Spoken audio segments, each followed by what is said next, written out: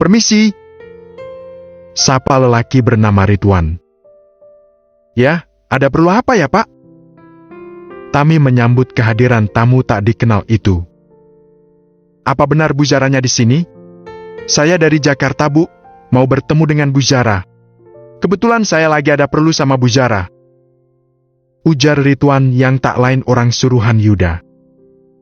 Ah, benar. Tunggu sebentar ya, Pak. Tami segera mempersilahkan Ridwan untuk menunggu di kursi teras rumahnya. Zara yang terlihat menggendong Regan keluar menemui Ridwan. Pak Ridwan, kok bisa sampai di sini? Zara terkejut melihat kehadiran sosok orang yang pernah membantu dirinya. Iya Bu Zara, kalau boleh jujur saya sudah 4 hari nginep di Hotel Melati. Kebetulan saya disuruh sama Pak Yuda buat buntutin Bu Zara. Pak Yuda juga menyampaikan permintaan maafnya kalau apa yang sudah saya dan Pak Yuda perbuat ini mengganggu kenyamanan Bu Zara.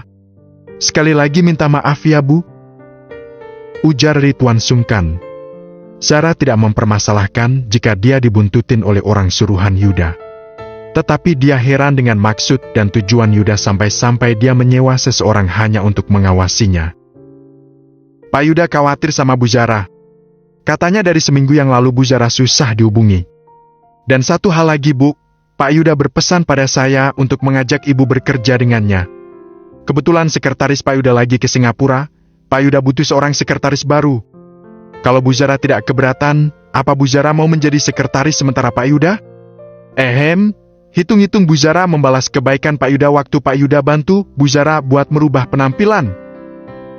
Ridwan menjelaskan sedetail mungkin. Sejujurnya Yuda tidak mengharap kebaikannya akan dibalas oleh Zara. Hanya saja dengan cara itu, Yuda yakin Zara akan cepat kembali ke Jakarta.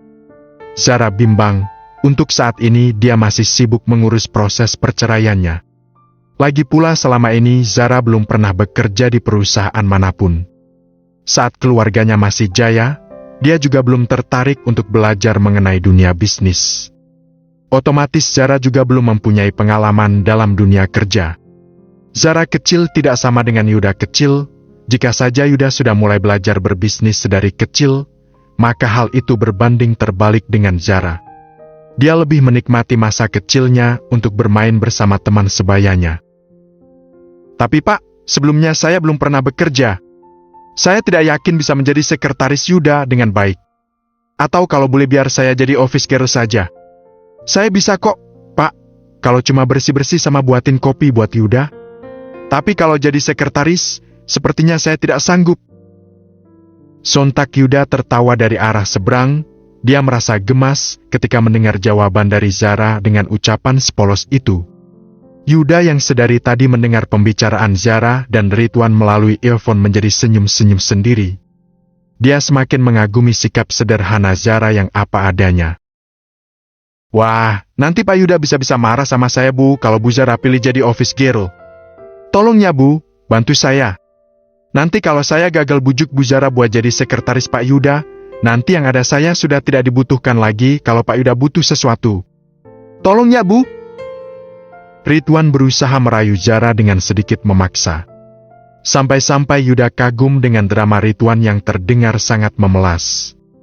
Selama berbicara dengan Zara, Pak Ridwan sengaja menelpon Yuda dan menyembunyikan ponsel di balik jaket tebalnya. Hal itu dia lakukan bertujuan agar Yuda dapat mendengar obrolan mereka dengan sendirinya. Pak Ridwan jangan mohon-mohon gitu ah. Saya jadi sungkan sama Bapak. Kalau gitu, saya coba dulu ya Pak. Tapi saya tidak janji bisa kerja bagus 100%. Tutur Zara apa adanya. Wah, terima kasih banyak Bu Zara. Kalau gitu, apa ibu dan anaknya bisa ikut saya sekarang? Kebetulan saya bawa mobil sendiri. Nanti kita bisa ketemu sama Pak Yuda dulu buat bicarain masalah ini lagi. Ajak Ridwan senang. Biar saya bicara dulu sama saudara saya ya Pak. Tunggu sebentar. Pamit Zara kemudian masuk ke dalam rumah Tami. Setelah berdiskusi selama beberapa menit, akhirnya Tami dan Bijo menyetujui rencana Zara untuk kembali ke Jakarta. Bahkan Zara belum sempat memikirkan bagaimana nasib Regan setelah dibawanya kembali ke Jakarta. Yang Zara tahu, Yuda bisa diandalkan mengenai masalah ini.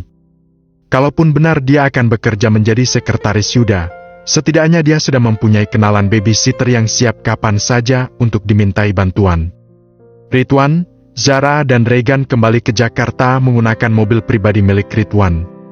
Rencananya Zara tidak akan memberitahu kabar mengenai kepulangannya pada Daven. Zara juga sudah berpesan pada Tami dan Pak Bijo untuk tidak memberitahu Daven mengenai hal ini. 9 jam perjalanan dari Jogja ke Jakarta, akhirnya Zara tiba di sebuah rumah besar yang terlihat lebih mirip seperti istana. "Pak, kita berhenti di sini?" Zara bingung karena mendapati mobil Ridwan sudah terparkir rapi di halaman rumah tersebut. "Benar Bu Zara, ini rumahnya Pak Yuda," sahutnya. Zara membuka mulutnya sampai lebar. Bahkan jika diukur, satu jeruk berukuran besar sekalipun juga muat jika masuk ke dalam mulutnya. "Ini rumah Yuda, Pak?" Zara kembali bertanya. Dia masih belum yakin jika teman semasa SMA-nya mempunyai rumah bak istana. Bahkan rumah Daven yang menurutnya sudah megah saja masih kalah jauh jika dibandingkan dengan rumah tersebut. "Iya Bu Zara, ini rumahnya Pak Yuda. Mari saya antarkan ke dalam," ajak Ridwan lalu membawa koper Zara masuk ke dalam rumah. "Permisi Bu, saya mau antar sekretaris baru Pak Yuda. Tadi Pak Yuda berpesan pada saya untuk menyampaikan hal ini pada Ibu," ucap Ridwan lalu berbisik ke arah Ratna. Entah apa yang sedang Ridwan katakan sampai-sampai dia harus berbisik saat berbicara pada Ratna.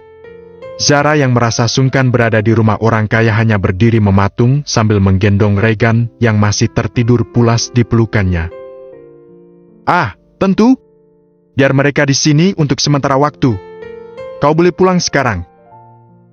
Ratna tersenyum menatap wajah Zara dan Regan secara bergantian.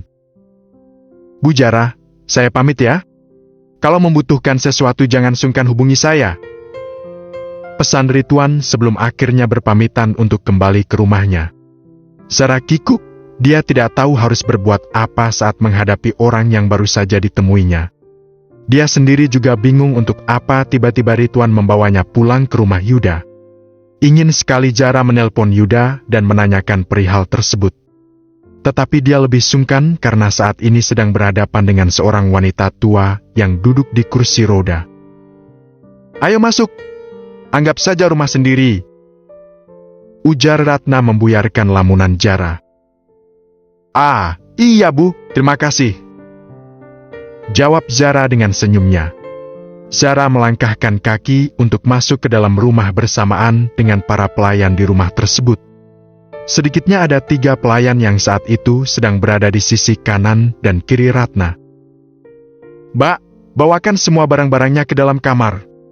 Jangan lupa buatkan makan siang spesial untuk menjamu mereka," suruh Ratna pada kedua pelayan. Satu pelayan yang saat itu mendorong kursi roda Ratna terlihat senyum-senyum sendiri ketika mendapati Zara sudah tiba di rumah bosnya. Hingga tiba saat dimana sebuah kalimat yang diucapkan oleh pelayan tersebut berhasil membuat Zara semakin bingung. "Pak Yuda pinter ya milih cewek. Cantik banget Bu," ucap lirih pelayan tersebut.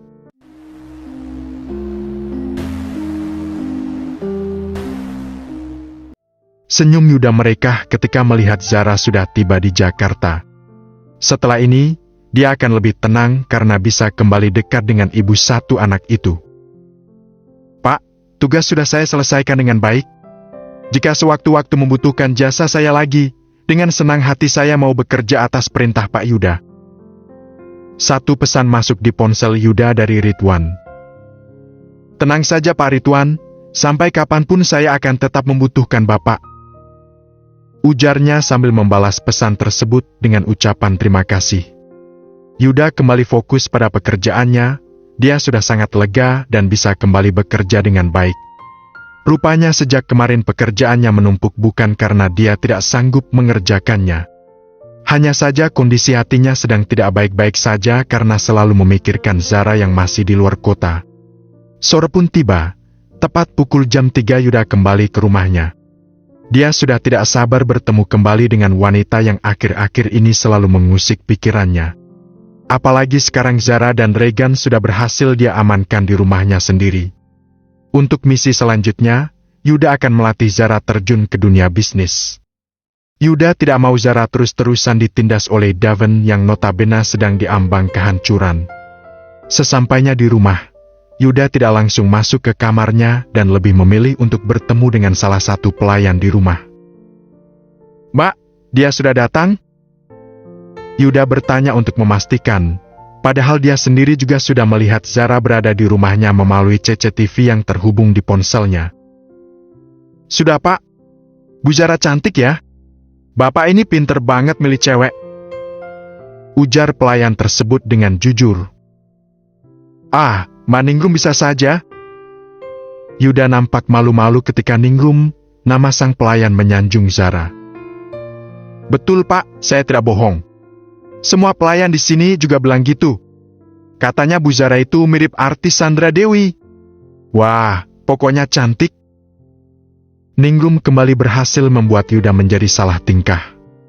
Tidak mau dibuat malu seperti itu, akhirnya Yuda segera masuk ke dalam kamar untuk mengganti pakaiannya. Panggilan masuk di ponsel Zara. "Kemana saja? Kenapa tidak menjawab telepon atau membalas pesanku? Jelaskan, Yud. Kenapa aku sekarang bisa berada di rumahmu? Apa kamu berubah pikiran atas tawaranmu untuk menjadikanku sekretaris? Kamu pilih aku jadi pelayan di rumahmu setelah mendengar penjelasan Pak Ridwan kalau aku tidak bisa bekerja ya?" Zara menghujani Yuda dengan berbagai macam pertanyaan. Sementara itu, si penelpon hanya bisa tertawa lirih mendengar Zara berbicara tanpa jeda. "Zara, nanti jam 8 malam kita makan di luar saja ya. Ngomong-ngomong, Regan tidak perlu ikut dulu. Kebetulan Sita sudah sampai di sini, nanti biar Regan sama Sita dulu. Ingat, jam 8 ya." Panggilan berakhir, Zara yang belum mendapatkan sebuah jawaban merasa kesal karena ulah Yuda yang sangat misterius. Zara masih terus berpikir untuk apa Yuda sampai melakukan semua ini padanya. Selain sungkan karena berada di rumah orang lain, Zara juga risih diperlakukan seperti seorang putri yang tinggal di istana raja. Para pelayan melayaninya sejak awal tiba di rumah tersebut. Hal itu tentu bertentangan sekali dengan masa saat masih tinggal di rumah Daven. Di sana, Zara selalu melakukan semua pekerjaan seorang diri tanpa bantuan dari satu pelayan pun. Terkadang, mendiang Tarilah yang sering membantunya untuk menyelesaikan pekerjaan atau menemani anaknya bermain. "Yuda, apa sebenarnya maumu?" Lirih Zara kemudian kembali meletakkan ponselnya dan kembali bermain dengan Regan di dalam kamar mewah mereka. "Ibu, apa ini rumah baru kita? Lalu ayah mana, Bu?" Regan bertanya dengan menatap sang ibu. Agaknya anak kecil itu sangat merindukan sosok sang ayah. Maklum, sudah 1 minggu Regan dan ayahnya tidak saling berkomunikasi. Selama ini, Zara selalu membatasi Daven agar tidak bisa menghubungi anaknya. Kedengarannya memang sangat jahat, hanya saja rasa sakit hatinya sudah mengalahkan segalanya. Jika dia tidak ingat dosa, mungkin Daven sudah tidak diperbolehkan lagi untuk bertemu dengan Regan jika kelak perceraiannya sudah dikabulkan oleh pengadilan. Sementara itu di tempat lain, Daven berusaha tabah dan menerima semua musibah yang baru saja menimpanya. 2 surat mematikan untuk dirinya sudah dia baca sampai selesai. Surat berisi pemecatan dirinya dan gugatan cerai dari Zara berhasil meluluhlantakkan hatinya. Bahkan dalam surat gugatan tersebut, Zara tidak meminta hak gonogini karena tidak mau memperpanjang proses perceraian. Hal itu semakin menguatkan jika Zara sudah tidak mau lagi ada keterkaitan sedikit pun dengan Daven. Suara ketukan pintu mengejutkan Daven yang sedang merenung di kamar ibunya. Sejak kepergian sang ibu, Daven memang lebih sering tidur di kamar tersebut. Jujur saja, dia juga tidak tahan jika harus di kamarnya terlalu lama. Kenangan saat terakhir kali bercinta dengan Zara masih terus menghantui pikirannya. "Mas, buka!" Tanya berteriak dari arah luar dengan kesal. "Sabar," sahut Daven dari dalam. "Lama banget sih, Mas. Aku malu dilihatin sama tetangga kamu tahu." Omel tanya pada Daven. "Sudah jangan ribut dulu, Tan. Ayo masuk." Daven membukakan pintu dan menyuruh Tanya untuk masuk ke dalam rumah terlebih dahulu. Sesampainya di dalam, Tanya masih saja terus berbicara untuk meluapkan rasa kesalnya pada Daven. Tanya mengatakan para tetangga Daven itu resah karena selalu membicarakannya di luar sana. "Ini semua gara-gara kamu, Mas. Kapan sih kamu mau nikahin aku? Lihat tuh, mereka gosipin aku terus tiap datang ke sini. Lagian kamu udah tahu aku hamil kayak gini gak dinikah-nikahin. Percuma tahu gak kamu nyuruh aku berhenti bekerja kalau kamu sendiri gak mau cepet-cepet nafkahin aku." Protes Tanya kembali terdengar. Daven memijat pelan pelipisnya yang mulai berdenyut. Bukannya mengurangi beban, justru kehadiran Tanya semakin menambahnya pusing 7 keliling. Sejak mengetahui Zara kembali ke Jogja, Tanya segera resign dan memilih untuk menunggu waktu yang tepat menjadi istri Daven. Apalagi sekarang ini kondisinya sedang hamil, tentu dia tidak bisa lama-lama lagi menyembunyikan kehamilan dari para kru kabin lainnya. "Sabar Tan, biar selesai dulu proses perceraianku dengan Zara. Lagi pula Zara sendiri yang akan mengurus semua perceraian. Aku rasa itu tidak memakan waktu yang lama. Dia menyuruhku untuk menyetujui semuanya dan proses itu akan berjalan cepat. Kamu tunggu dulu saja." Ucap Daven datar seolah sudah sangat pasrah dengan semua tindakan yang sudah diambil oleh Zara. Untuk mempertahankan sekalipun bagi Daven hanya akan berujung sia-sia. Dia sudah tahu betul jika Zara yang sekarang bukanlah Zara yang dulu. Sosok Zara yang sangat mencintainya sudah pergi meninggalkannya sejua mungkin. Tanya mengangguk tanda setuju. Untuk saat ini dia akan lebih bersabar lagi dengan segala cemoohan dari para tetangga Daven.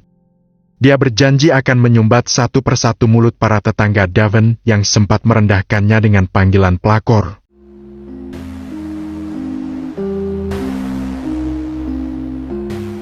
"Apa ada yang salah dengan kubu? Kenapa dari tadi menatapku seperti itu?" Yuda menatap ibunya curiga. Pasalnya, Yuda yang sedari tadi sedang menyuapi Ratna dibuat kikuk saat ibunya terus-terusan tersenyum saat menatap dirinya. "Tidak, hanya saja malam ini kamu terlihat sangat tampan," kata Ratna lalu merapikan kerah baju sang anak. "Bukankah setiap harinya Yuda sudah terlihat tampan?" Yuda melontarkan sebuah candaan. "Ya benar. Tapi semenjak kehadiran Zara di rumah ini, ketampananmu semakin bertambah menjadi 1000%. Anakku ini terlihat semakin tampan." Puji Ratna pada anak semata wayangnya. Yuda tersenyum lalu menundukkan wajahnya sesaat. Memang diakui jika kehadiran Zara membawa banyak pengaruh positif ke dalam hidupnya. Buktinya saja dia bisa menyelesaikan tugas di kantor yang menumpuk setelah mendapat kabar dari Ridwan mengenai kepulangan Zara ke Jakarta. "Apa kau jatuh cinta padanya?" Ratna bertanya dengan nada serius. "Tidak, aku dan Zara hanya berteman baik. Ibu jangan berlebihan, hubunganku dengannya hanya sebatas teman dan tidak lebih," sahut Yuda seraya mengangkat wajahnya kembali. "Benarkah? Ibu rasa kamu menyimpan rasa padanya. Lagi pula, ibu juga menyukainya. Dia wanita yang baik dan santun. Ibu juga setuju dengan pendapat para pelayan di sini yang mengatakan jika wajahnya mirip dengan Sandra Dewi. Dia sangat cantik, Yud," ucap Ratna berusaha memancing Yuda. "Berhenti menggodaku, Bu. Niatku saat ini hanya ingin membantunya saja. Aku merasa kasihan karena saat ini dia sudah tidak memiliki siapapun. Ibu tahu sendiri kan, dia sudah tidak memiliki keluarga. Bahkan suaminya tidak pernah memperdulikannya sama sekali." Jelas Yuda pada sang ibu. "Kau ini masih saja beralasan. Jelas-jelas kamu itu sudah jatuh cinta padanya. Sudah, kembali ke kamarmu dan bersiaplah untuk makan malam dengannya. Ibu sudah kenyang," usir Ratna halus. Entah perasaan apa yang saat ini sedang singgah di hati Yuda. Dia memang hanya ingin menolong Zara dan menepati janjinya pada mendiang Tari. Tetapi tidak dipungkiri jika apa yang dikatakan oleh Ratna ada benarnya. Yuda merasakan ada sesuatu yang bergejolak di dalam hatinya saat mendengar hal apapun yang berkaitan dengan Zara. Setelah pemecatan dirinya dari kantor, Daven kembali berusaha mencari pekerjaan agar dia tidak menjadi pengangguran terlalu lama. Untung saja dia mempunyai banyak kenalan yang bisa membantunya kapan saja. Wah, telat kamu, Van. Kemarin sih, ada Hotalia yang nyari sekretaris sementara. Tapi kayaknya dia udah dapat. Coba aku tanyakan sama teman kerjaku yang lainnya. Nanti aku kabarin lagi ya. Ucap seorang lelaki saat sedang menyantap makan malamnya dengan Daven. Oke, nggak apa-apa. Belum rejeki. Ujar Daven kemudian meneguk segelas teh hangat miliknya. Sudah beberapa CV Daven sebar untuk bisa kembali mendapatkan pekerjaan. Tetapi belum ada satu panggilan pun untuk dirinya. Untuk saat ini Daven masih bersantai karena uang dalam rekeningnya masih terbilang aman. Bahkan uang pesangon dari Cakra belum sempat dia cairkan. Dia akan mencairkannya saat benar-benar membutuhkan saja.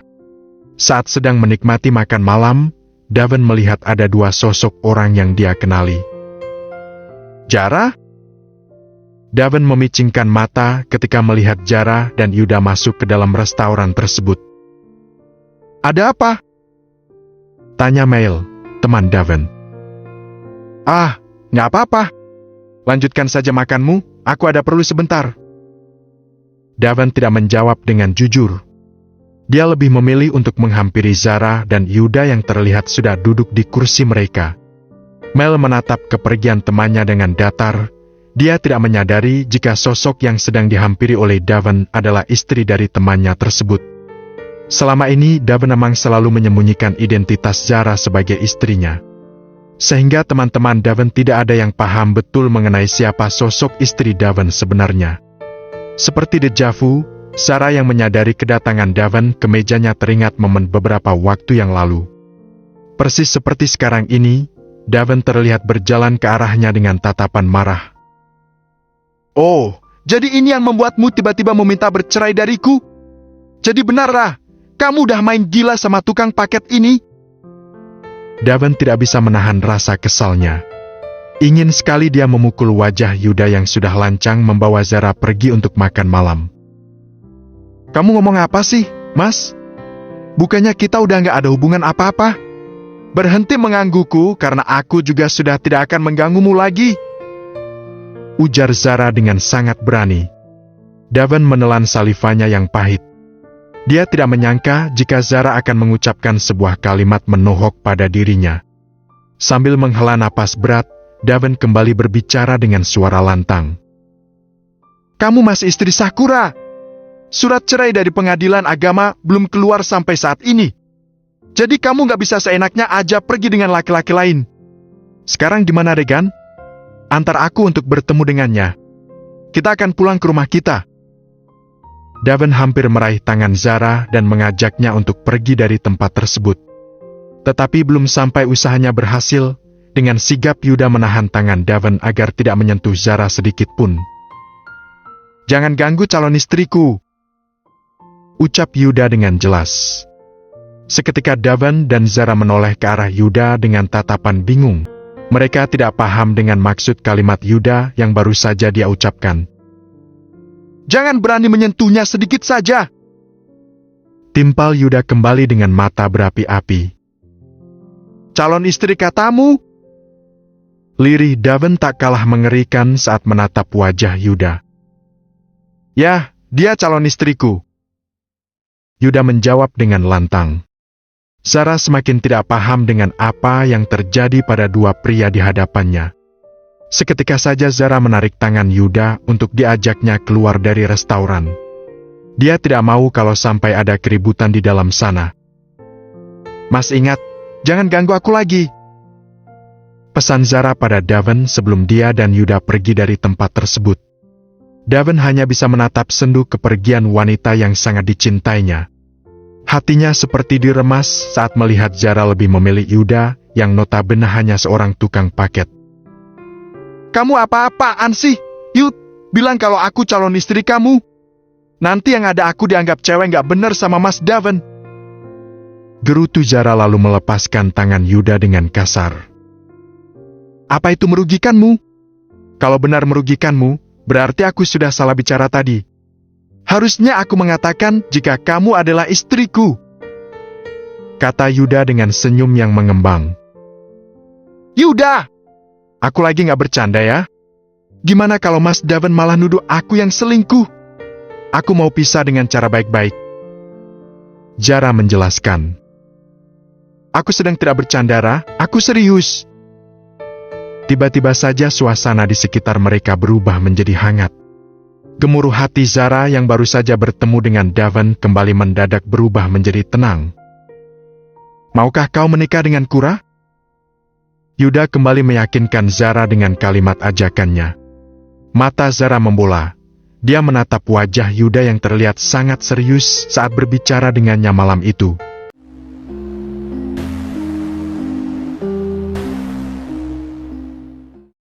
Kali ini Yuda dan Zara sudah saling berdiri mematung di jembatan penyeberangan orang yang terdapat di Sudirman. Setelah acara makan malam mereka batal karena keributan kecil tadi, akhirnya Yuda memilih untuk mengajak Zara berbicara empat mata sambil menikmati suasana malam di JPO kapal pinisi tersebut. Aku tidak main-main dengan ucapanku tadi, Ra. Aku ingin kau menikah denganku. Lirih Yuda lalu menatap wajah serius Zara. Zara masih diam membisu karena tidak bisa mencerna dengan baik kalimat yang baru saja diucapkan oleh Yuda. Selama ini Zara juga tidak pernah berpikiran mengenai ajakan Yuda tersebut. Yang Zara tahu, kebaikan yang selama ini Yuda tunjukkan padanya murni karena dia ingin membantunya saja. Yud, sebelumnya aku minta maaf. Bukankah ini terlalu cepat? Maksudku, sejak kapan kamu jatuh cinta denganku? Atau ajakanmu ini hanya sebagai ungkapan rasa belas kasihan padaku? Zara mencoba mencari tahu maksud dan tujuan Yuda mengajaknya untuk menikah secepat ini. Tidak mungkin tiba-tiba saja Yuda yang baru bertemu dengannya beberapa kali sudah jatuh hati dan mengajaknya untuk berumah tangga. Menikah bukanlah hal yang mudah. Masih banyak hal yang harus dipertimbangkan demi keutuhan rumah tangga mereka. Jika tidak, yang ada hanya akan berakhir sia-sia seperti nasib pernikahan Zara dan Daven. Tidak, aku tidak mengasihimu sedikit pun. Aku jatuh cinta denganmu, Ra. Jelas Yuda membantah pendapat Zara. Zara tersenyum masam. Entah kenapa dia tidak percaya dengan ucapan Yuda sekalipun Yuda lelaki yang baik. Zara takut kalau sampai gagal untuk kedua kalinya dalam urusan asmara. Jangan ngomongin soal cinta-cintaan dulu sama aku, Yud. Aku lagi gak percaya soal Cup. Seketika Yuda mencium bibir Zara dengan pelan. Zara yang belum sempat menyelesaikan kalimatnya menjadi terkejut ketika mendapat perlakuan tak terduga dari temannya tersebut. Kali ini ciuman Yuda berubah menjadi lebih intens. Yuda dan Zara memejamkan mata untuk beberapa saat. Anehnya, Zara tidak menolak ajakan Yuda saat berciuman seperti ini. Entah karena sudah terbawa suasana atau memang Zara sudah sangat merindukan sentuhan dari seorang lelaki. Dia begitu menikmati cium yang diberikan oleh Yuda. Hingga selang beberapa detik ciuman mereka berkakhir. Wajah Zara yang semula putih berubah menjadi merah karena malu. Astaga, apa-apaan kamu ini, Ra? Kamu bilang gak mau dianggap cewek gak bener sama Mas Daven? Kenapa kamu malah mau dicium sama Yuda? Zara merutuki dirinya dalam hati. Berbeda dengan Yuda yang terlihat senang saat berhasil mencium Zara dengan spontan. Aku rasa yang dikatakan oleh ibu benar. Aku memang sedang jatuh cinta dengannya. Kata Yuda masih saja tersenyum saat menatap wanita yang sedang menunduk di hadapannya. Sudah malam, kita pulang saja ya. Aku takut kalau sampai Regan rewel karena kita pergi terlalu lama. Ajak Yuda lalu meraih tangan Zara untuk digenggamnya. Zara hanya menurut dan berjalan agak di belakang Yuda. Dia masih terlihat canggung dengan kejadian beberapa menit yang lalu. Tidak ada obrolan, Zara memilih diam karena merasa malu atas apa yang sudah diucapkannya tadi. Dia mengatakan jika dirinya tidak mau membahas masalah cinta terlebih dahulu. Tetapi dengan sadar, dia malah mau menerima sebuah cium dari Yuda. Yuda membiarkan Zara berdiam diri seperti itu. Dia tidak mau berbicara banyak dan akan lebih bersabar menunggu kesiapan Zara untuk memberinya ruang di hati. Sesampainya di rumah, Daven membanting beberapa barang yang ada di dalam kamarnya. Dia berteriak keras sambil memanggil nama Zara. "Zara!" Daven berteriak sambil meremas rambutnya dengan kuat. Daven sadar, selama ini dia sudah sangat bersalah karena menyakiti hati seorang istri sebaik Zara. Semenjak kepergian sang ibu, Daven memang mulai menyadari jika Zaralah satu-satunya wanita yang bisa diandalkan. Mungkin banyak wanita yang lebih cantik di luar sana. Hanya saja Daven tidak yakin jika akan ada wanita sebaik seperti istrinya itu. Ditatapnya foto pernikahan mereka yang menempel di dinding kamar. Ketika itu Zara terlihat masih gemuk, pipinya yang cabi terlihat sangat menggemaskan. Bahkan jika ditelisik lagi, wajahnya memang sudah cantik sejak dulu. Hanya saja semua itu baru Daven sadari sejak kehilangan rasa cinta Zara pada dirinya. "Ra, maafin aku." Lirih Daven lalu duduk di ujung ranjang. Kamar Daven yang semula rapi berubah menjadi berantakan. Perlahan dia merebahkan tubuhnya dan tertidur pulas bersamaan dengan perasaan yang hancur lebur. "Astaga, berantakan sekali." Tanya yang sudah terbiasa keluar masuk tanpa permisi ke rumah Daven sangat terkejut melihat kamar Daven yang berantakan. Pada dasarnya Tanya yang suka kebersihan akhirnya membereskan barang-barang Daven yang berserakan di lantai. Dengan telaten dia juga melepaskan sepatu yang masih dipakai oleh Daven.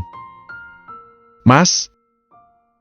panggil Tanya sambil mengusap rambut Daven.